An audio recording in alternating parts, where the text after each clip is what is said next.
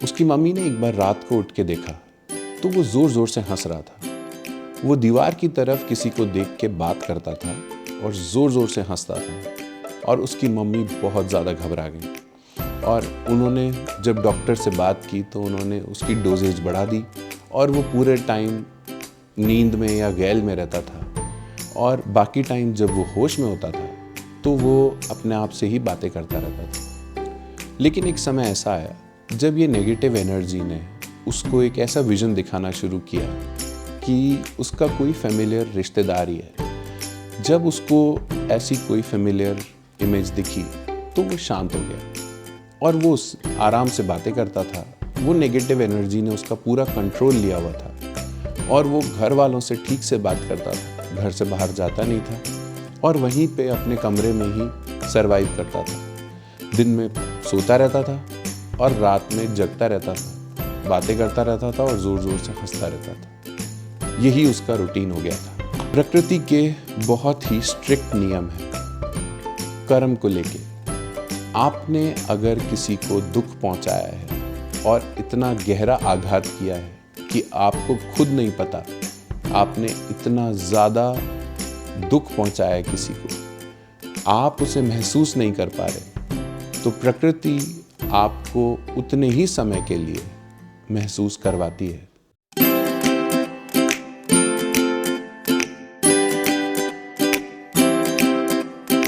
नमस्कार, मेरा नाम राज है और आप देख रहे हैं मेरा YouTube चैनल सीकिंग राज। हमारे परिवार के लोगों के साथ ऐसी कई घटनाएं घट जाती हैं जिससे उनका बर्ताव बदल जाता है या फिर उनके साथ कुछ ऐसी समस्याएं आ जाती हैं जिनको हम सोशली बाकी लोगों को नहीं बता सकते और उसको हम छुपा के रखना चाहते हैं। लेकिन उस वजह से उनके समय पे जो काम होने होते हैं जैसे पढ़ाई, नौकरी, ये नहीं हो पाती हैं और इन चीज़ों को छुपाने के लिए हम बहुत मेहनत भी करते हैं और बहुत समय तक ये चीज़ें छुप भी नहीं सकती।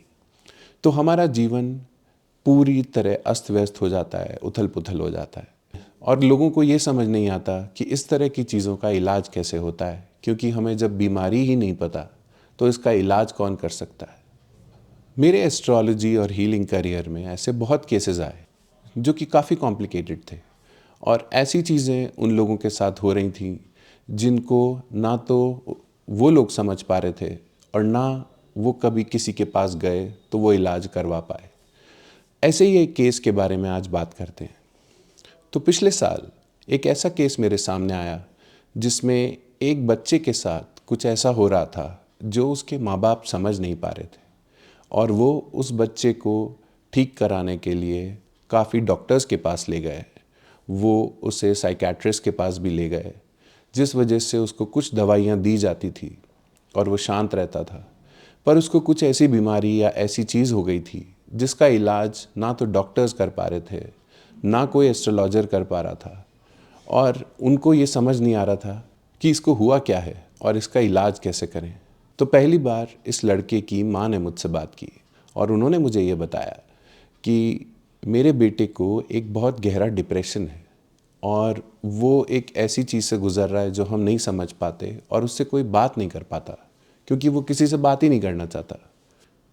कॉलेज उसका जैसे तैसे हमने पूरा कराया है, उसने नौकरी अपनी छोड़ दी है और अब वो घर पे एक बंद कमरे में रहता है और सारी रात जगता है और सारा दिन सोता है। तो जब मैंने उन्हें मिलने बुलाया तो वो अपने बेटे को साथ लेके आई। उनका बेटा मुझसे मिलने के बाद बहुत अग्रेसिव हो गया। वो मुझसे लड़ने को तैयार हो गया क्योंकि उसे लगा कि मैं ऐसी कोई बात इसकी मम्मी को बोल दूंगा जो वो विश्वास ही नहीं करेंगी। तो मैंने जब उसका चार्ट पढ़ना शुरू किया तो मैंने बताया कि ये ड्रिंक बहुत करता है। तो उसकी मम्मी ने बोला हाँ, और वो मम्मी के सामने ही बोल रहा है कि नहीं मैं नहीं करता, कब करता हूँ। और ये बातें काफ़ी देर तक चलती रहीं जहाँ मैं बोलता गया कि ये ऐसा बर्ताव करता है और उसकी मम्मी हाँ बोल रही थी और वो ना बोल रहा था और वो अपनी मम्मी को ही चुप करा रहा था और ये काफ़ी देर तक चलता रहा। काफ़ी देर बाद वो लड़का थोड़ा सा वायलेंट हुआ और मैं फिर वहाँ से चला गया। कुछ समय बाद उसकी मम्मी का फ़ोन आया। उसकी मम्मी ने कहा कि उसके बर्ताव के लिए मैं माफ़ी मांगती हूँ बट मेरे पास कोई और जगह नहीं है जाने की। मैंने उनको बोला कि मैं समझ तो गया हूँ इसके साथ परेशानी क्या है, पर आप जो मुझे कहानी सुना रहे हो वो मैच नहीं कर रही है।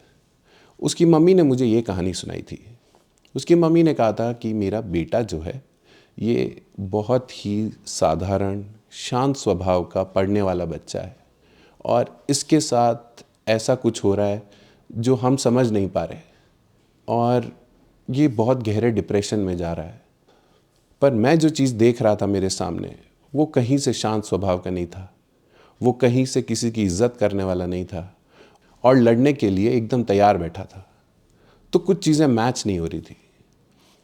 तो मैंने जब उसकी मम्मी से ये बात बोली कि ये मैच नहीं हो रहा है, आप मुझे सही बात नहीं बताओगे तो मैं इलाज नहीं कर सकता। इसके साथ क्या कुछ ऐसी चीज़ें हुई हैं जो आपको समझ नहीं आती हैं और आप किसी को बता नहीं सकते, क्योंकि आप अगर मुझे नहीं बताओगे तो इसका इलाज हम कैसे करेंगे। तब उसकी मम्मी ने बताना शुरू किया। उसकी मम्मी ने ये बताया कि ये बहुत इंटेलिजेंट था और इसका सिलेक्शन एक बहुत प्रेस्टिजियस इंस्टीट्यूट में हुआ था। तो हम इसको वहाँ जब छोड़ के आए तो वहाँ से करीब 4 से 6 महीने के बाद हमें रात को इसका रोते हुए फ़ोन आया और वो फ़ोन में ये ज़ोर ज़ोर से चिल्ला रहा था कि मम्मी मेरे को कुछ सुनाई दे रहा है, मैं आवाज़ें बंद नहीं कर पा रहा हूँ, मुझे कुछ दिखाई दे रहा है। और ये बड़ी मुश्किल से अपने दिन गुजार रहा था।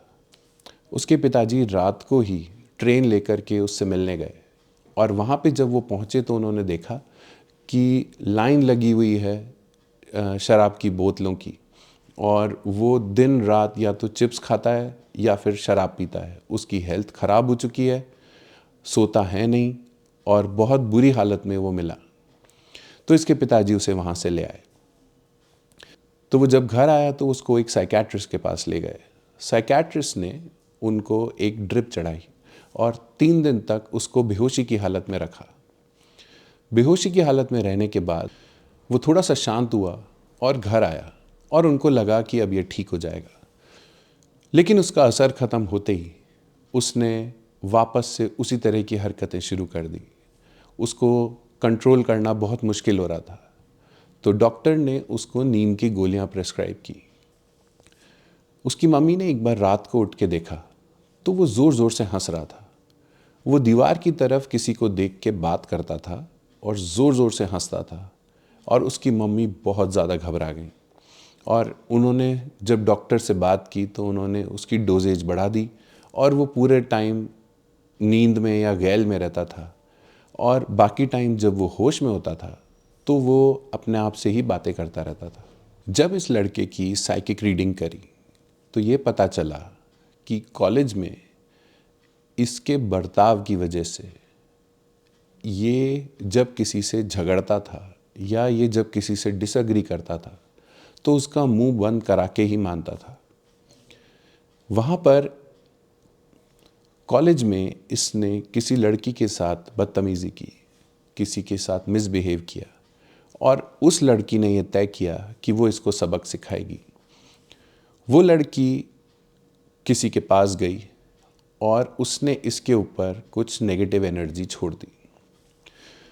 वो नेगेटिव एनर्जी जैसे ही इस तक पहुंची, इसका पूरी तरह से मानसिक संतुलन बिगड़ गया, क्योंकि इसने कभी जीवन में नहीं सोचा था कि ऐसी आवाज़ें ये सुनेगा या इसको ऐसी कोई चीज़ दिखाई देगी। वो नेगेटिव एनर्जी जब तक अपने फॉर्म में थी, इसको डरा रही थी, तो ये एक बहुत ही वॉयलेंट स्टेट में था और इसको समझ नहीं आ रहा था मैं इससे डील कैसे करूं। ये घर वालों को बोलता था कि ये मुझे मार देंगे और वो बहुत मुश्किल से अपने दिन गुजार रहा था।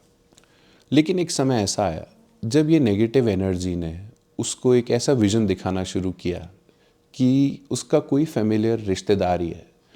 जब उसको ऐसी कोई फेमिलियर इमेज दिखी तो वो शांत हो गया और वो आराम से बातें करता था। वो नेगेटिव एनर्जी ने उसका पूरा कंट्रोल लिया हुआ था और वो घर वालों से ठीक से बात करता था, घर से बाहर जाता नहीं था और वहीं पे अपने कमरे में ही सरवाइव करता था। दिन में सोता रहता था और रात में जगता रहता था, बातें करता रहता था और ज़ोर ज़ोर से हंसता रहता था। यही उसका रूटीन हो गया था। साइकिक रीडिंग से ये भी पता चला कि इसकी ग्रैंड मदर के ये बहुत क्लोज था और उस वजह से इसको उस एंटिटी ने ग्रैंड मदर बन के ही बात की और ये बहुत ज़्यादा फ्रेंडली हो गए दोनों। मुझे ये डर था कि अगर हम ऐसा कोई प्रोसेस करते हैं जिससे ये नेगेटिव एनर्जी एक बार में चली जाएगी, तो ये बहुत गहरे डिप्रेशन में चला जाएगा, क्योंकि इसके जीवन में पिछले 2 से 3 साल से और कोई है ही नहीं। ये बाहर सिर्फ खाना खाता है, घर के काम कुछ नहीं करता और बस अपने कमरे में चला जाता है। तो इसके जीवन में सिर्फ यही एंटिटी है जिस पे ये भरोसा करता है और उसने इसको पूरी तरह अपने कब्जे में किया हुआ है। तो अगर हम ऐसा कोई स्टेप लेते हैं जिससे ये नेगेटिव एनर्जी चली जाती है, तो ये एकदम से डिप्रेशन में आ जाएगा। इसको लगेगा कि मैं ढूंढ रहा हूँ और मिल नहीं रही मेरी दादी, या मैं जिनसे बात कर रहा था वो अब मुझे दिखाई नहीं दे रहे, मुझे सुनाई नहीं दे रहे। तो ये कुछ दिन बहुत गहरे डिप्रेशन में चला जाएगा। तो इस सब के साथ साथ साइकोलॉजिकली मुझे उसके पेरेंट्स को भी तैयार करना पड़ा कि जब ऐसा कुछ होगा तो इसको समझ नहीं आएगा ये बात किससे करे। ये बहुत वायलेंटली भी बिहेव कर सकता है, ये बहुत अग्रेसिवली भी बिहेव कर सकता है। तो आपको उसके लिए तैयार रहना पड़ेगा, क्योंकि घर में आप ही लोग रहते हो। तो जब ये प्रोसेस शुरू हुआ और वो चीज़ रिलीज़ होनी शुरू हुई, तो ये एक्चुअल में डिप्रेशन में चला गया। ये बहुत शांत हो गया और उसकी मम्मी बहुत चिंता में पड़ गई कि भैया ये पहले तो हंसता खेलता था, थोड़ी शक्ल तो दिखाता था, अब ये चुप रहता है, एकदम शांत रहता है और किसी चीज़ को ढूंढता रहता है और ऐसा लगता है कि इसका कोई दिल टूट गया है, कोई इससे दूर चला गया है। तो हुआ वही जैसा हमें लगा था और कुछ समय बाद तक ऐसा ही चलता रहा। बट क्योंकि माँ बाप को पहले से पता था कि ऐसा होना है, वो विश्वास नहीं कर पा रहे थे कि ये हो क्या रहा है। कुछ समय बाद जब उसकी काफ़ी हीलिंग्स हो गई और वो एकदम बेहतर हो गया, तो उसने अपने आप ही अपनी मम्मी से बोला कि मम्मी मुझे खाने में ये खाना है। काफ़ी समय तक उसने खाना बंद कर रखा था, वो बहुत लिमिटेड खाता था और वो सिर्फ इतना ही खाता था जिससे उसका सर्वाइवल हो सके, और वो बहुत पतला और बहुत हड्डियाँ उसकी बाहर आ चुकी थी। जब ये एनर्जी गई उसके बाद से उसने खाना शुरू किया और उसकी मम्मी का जब फ़ोन आया कि भैया इसने पेट भर के खाना खाया, तो मुझे लगा कि अब ये ठीक हो जाएगा। और इस चीज़ को काफ़ी समय लगा, कम से कम 30 दिन तो लगे होंगे। 30 दिन के बाद वो लड़का थोड़ा शांत हुआ, घर में आराम से बात करने लगा, रात को जगना बंद हो गया, दीवार को देख के बात करना उसने बंद कर दिया और वो नए कोर्सेज पढ़ने में अपना समय बिताता था। वो नई चीज़ें पढ़ना उसने शुरू किया। उसके बाद मेरा उनसे कनेक्शन टूट गया। फिर कुछ समय बाद जब हमारी दोबारा बात हुई, तो उसकी मम्मी ने बताया कि भैया अब ये आराम से पढ़ाई करता है और अब ये जॉब ढूंढ रहा है, क्योंकि पहले ये करना नहीं चाहता था जॉब, अब ये करना भी चाहता है और बाहर भी जाना चाहता है। तो मेरे को लगा कि वापस से इसका हॉरोस्कोप देखा जाए। तो मैंने जब फिर चेक किया तो मुझे ये पता चला कि अब 1-2 महीने में इसकी जॉब भी लग जाएगी और अब ये पूरी तरह ठीक हो चुका है। और जो इसको भोगना था वो समय उतने ही साल इसने भोगे और अपना कर्म पूरा किया। प्रकृति के बहुत ही स्ट्रिक्ट नियम हैं कर्म को लेके। आपने अगर किसी को दुख पहुंचाया है और इतना गहरा आघात किया है कि आपको खुद नहीं पता, आपने इतना ज़्यादा दुख पहुंचाया है किसी को, आप उसे महसूस नहीं कर पा रहे, तो प्रकृति आपको उतने ही समय के लिए महसूस करवाती है, आपको उतने ही समय के लिए वो चीज़ें भोगनी पड़ती हैं। कर्म से हमें कोई भी नहीं बचा सकता। अगर हमने कुछ ऐसे कर्म अपने आवेश में आकर, अपने ईगो में किसी के साथ ऐसा किया है, तो उतने ही समय तक उस कर्म का फल हमें भोगना पड़ता है। इससे कोई बचाव नहीं है। ये लड़के को 3 से 4 साल अपने करियर का पीक टाइम इस लड़के को इस हालत में गुजारना पड़ा, लेकिन जब उसका समय पूरा हुआ तो उसे मदद मिली। और ऐसा ही हम सब के साथ भी होता है। अगर हमने किसी के साथ इतना बुरा किया है या करने की कोशिश की है या फिर जानबूझकर किसी को उस हालत में रखा है, तो कुछ समय के लिए हमें भी उतनी ही पीड़ा होगी। जो उसने महसूस किया है वो आपको महसूस करना ही पड़ेगा। ये ही कर्म का सिद्धांत है। जब आप ये बात समझ जाएंगे तो आपका कर्म पूरा हुआ। तो अगले एपिसोड में एक और इसी तरह का केस, एक लड़की का जो ये कहती थी कि मुझे अजीब अजीब चीज़ें दिखती हैं, और उसने भी अपना करियर बीच में ही छोड़ दिया था। अगले एपिसोड में मैं आपको डिटेल में बताऊंगा कि उस लड़की के साथ हुआ क्या था। आप देख रहे थे सीकिंग राज। नमस्कार।